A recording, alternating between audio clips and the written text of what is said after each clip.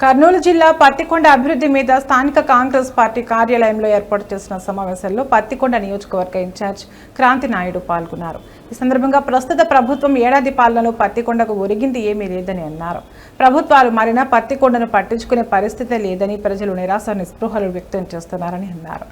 ప్రస్తుత ప్రభుత్వం కావచ్చు, మన ఒక నియోజకవర్గ పరిస్థితి ఎక్కడ వేసిన గొంగలు అక్కడలా ఉంది. ఇక్కడ అభివృద్ధి అనేది మచ్చుగా కూడా కనిపించుకోకుండా అడుగు కాసిన వెన్నెలగా మన ఒక పత్తికొండ నియోజకవర్గ పరిస్థితి దాపురించిందని చెప్పేసి చెప్పడంలో అతిశయోక్తి లేదు.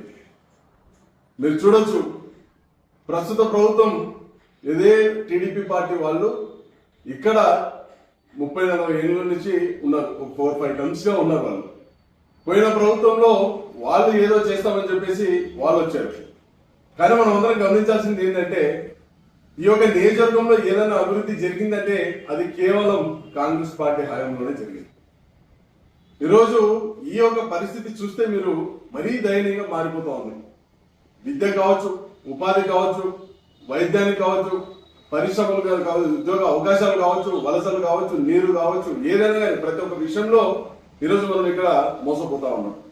చెరువులు నింపుతా ఉన్నారు, ఇంతవరకే నింపలేదు. పిల్లకాయల ద్వారా చెరువులకి నీళ్ళు అందిస్తామన్నారు, లేదు. నిగర జలాలు అందిస్తామన్నారు, అది లేదు. ప్రతి ఒక్క విషయంలో ఈరోజు పత్తికొండ నియోజకవర్గం మోసపోతా ఉంది. మరి ఈ యొక్క నియోజకవర్గానికి ఎవరు అభివృద్ధి చేస్తారు అనేది ఆలోచన చేసుకోవాలి. సంవత్సరం పాలన అయింది.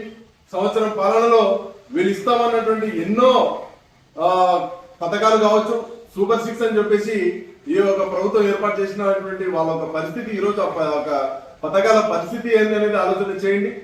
పత్తికొండకు పలానా ఇస్తామని చెప్పేసి ఇక్కడ అధికారంలోకి వచ్చినటువంటి వాళ్ళ పరిస్థితి ఏంటనేది కూడా మనం ఆలోచన చేయాలి. ఈరోజు రోడ్ల వెడల్పు కావచ్చు, లేకపోతే ఇక్కడ విద్యా అవకాశాలు కావచ్చు, వృత్తి విద్యా కోర్సులను అడిగిన మధ్య ఇంతవరకే లేదు. ఇప్పుడు తుగ్గల్లో మోడల్ స్కూల్ లేదు, లేకపోతే ఒక పాలిటెక్నిక్ కాలేజ్ అది కూడా సాధించలేకపోయినాం. బీసీ హాస్టల్ అండి, బీసీ హాస్టల్ లేకపోయింది. టమాటో జ్యూస్ ఫ్యాక్టరీ అని చెప్పి ఇంతవరకు పత్తికొండలో ఇక్కడ తీసుకుపోయి అక్కడ అదే వేరే వేరే గ్రామ పంచాయతీలో పెట్టుకొని కనీసం దానొక ఇప్పుడు 6 నెలల్లో కట్టామని చెప్పేసి చెప్పినటువంటి టమాటో జ్యూస్ ఫ్యాక్టరీ పరిస్థితి ఏంటి? ఇక్కడ భూ కబ్జాలే జరుగుతూ ఉన్నాయి. ఎక్కడ చూసి అక్కడ కబ్జాలు జరుగుతున్నాయి, ఎక్కడ పడితే అక్కడ జరుగుతూ ఉన్నాయి. దాని మీద కంప్లైంట్ తీర్చి ఆర్డీఓ పత్తికొండ నియోజకవర్గంలో